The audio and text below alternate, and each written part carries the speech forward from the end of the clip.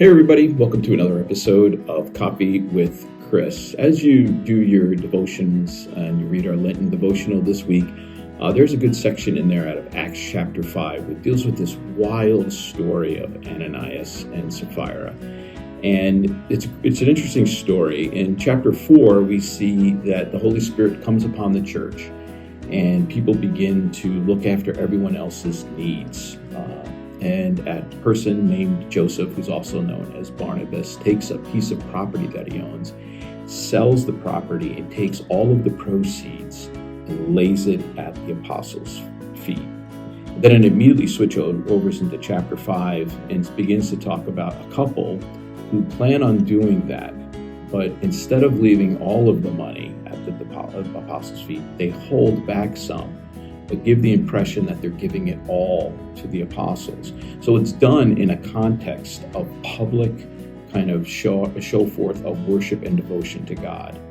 And they get called out on it. And the apostles say, why have you both plotted to lie to the Holy Spirit? How have you tested the Holy Spirit in this way? First, Ananias does it, and he falls down dead. And then Sapphira does it, and the same thing happens there.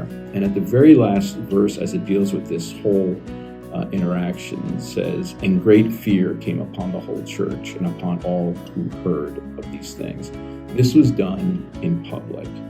And as we do our devotions, what I would like to encourage you to do is realize that these are things that we should be doing in private. And we should never seek the Holy Spirit to form our reputation or make us famous. If we do anything external, it should always be done with full integrity, full honesty, and full of humility. So as you do your devotions this week and as you're praying, make sure that there's honesty, there's humility and integrity.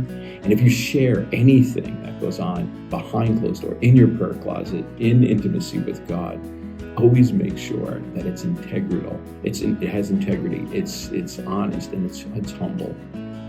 The Holy Spirit is not a tool for us to gain popularity and power and dominance. It's the exact opposite.